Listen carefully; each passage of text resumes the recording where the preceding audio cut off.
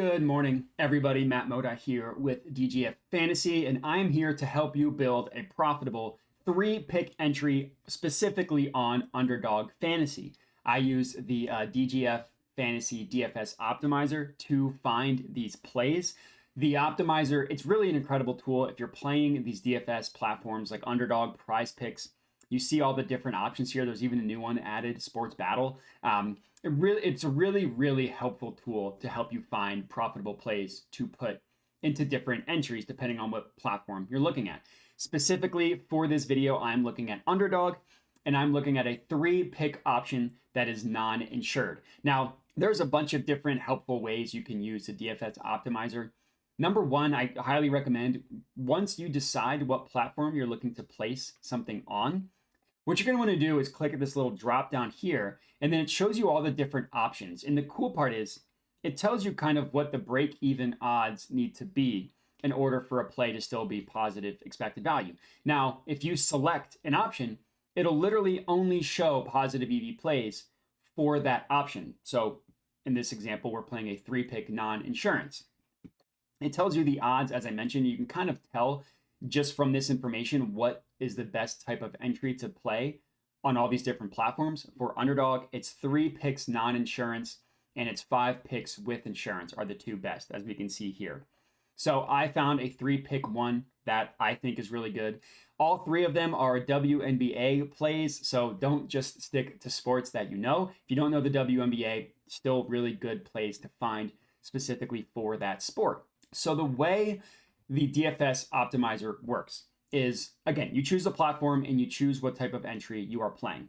Then what it does is it provides options. It literally tells you and color codes them as green what plays are positive EV for that option. And then going through it, player name, this is pretty simple, literally just the actual player that you are taking the wager on. The stat, what stat you're taking, O/U, whether you're taking the over or the under. And then it's telling you what you're taking the over or the under up, the underdog line. Now, these next 3 are very important, so I'm going to spend a little bit more time on them, but we can go through it. So our first leg, Jordan Canada for the Los Angeles Sparks to go under 6.5 assists. So the reason why this is a play, Underdog prices this at 6.5, and this part's really important. This next column here, the sportsbook line, this is giving you the lines from the actual sportsbooks. The FanDuels, the DraftKings, the Caesars of the world. It's giving you what the sportsbooks price the play at. And as you can see here, the sportsbooks have Jordan Canada's over-under priced at 5.5, a full assist lower than what Underdog has at 6.5. So because of that line difference, you can already tell, you already know that the under 6.5 is going to be a play because the sportsbooks price it under 6.5 at 5.5, and then it gives you the odds of what they price it at as well. So these sports books are pricing her over under at 5.5, and some of them literally have it for either even money at plus 100 or minus money at minus 115. And again, that's 1 full assist lower. That's a pretty big deal. So this is an example of a line discrepancy. You see this column right here, or this box, show DFS line discrepancies. This is what a line discrepancy is. There is a discrepancy between the underdog line and the sportsbook line. And then we see these 2 columns here, percent odds to hit and the DGF logo with odds under them. Basically, DGF calculates what they deem to be the true line, the most accurate representation of the market in which we are taking. In this case, obviously under 6.5 assists. So DGF prices that at minus 190, and then they convert those odds into a winning percentage of, in this case, above 60%. That's really good, right? And I'm assuming if you're watching this, you understand how these DFS platforms work. And what I mean by that is they don't charge any extra juice regardless of what play. So you could take her over, you could take her under. You're always going to get the implied odds of minus 122. So if you could take the over or the under, there's no reason why you should take the over when you know that the under has a win percentage of above 60%. That's insane. Like, minus 190 odds, that's not something that you would likely want to take on an actual sportsbook, a FanDuel, a DraftKings. But getting that, something that should be priced at minus 190 for the implied odds of minus 122 is really good. And that's why this is positive expected value. So that's kind of the concept of how everything works with the DFS optimizer. It gives you all the information in terms of what play you're actually taking. And then these last 3 columns tell you why it's profitable. In this case, again, we are taking Jordan Canada to go under 6.5 assists. The sportsbook's priced it at 5.5, so you can already tell that there's value on the under. Next up, another WNBA play, and this time we're taking Brianna Stewart to go under 2 3-pointers made. So this one's kind of interesting because the sportsbooks actually price it at 2.5, but look at how steep they price the under. They price it at -250. So this is an example. Technically, there is a line discrepancy, but the favored, the under 2.5, is so heavily favored that there is still value taking her to go under 2.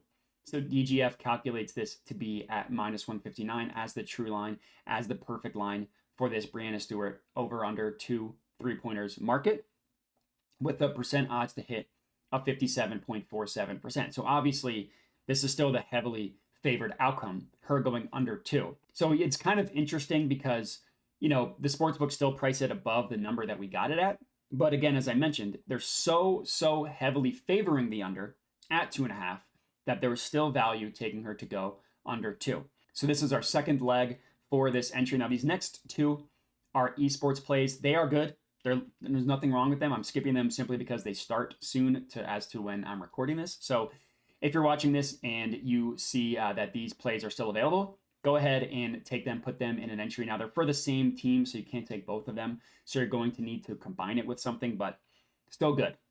And then our last play, our third play of the video, is going to be another esports play, Alicia Gray to go under 3.5 assists.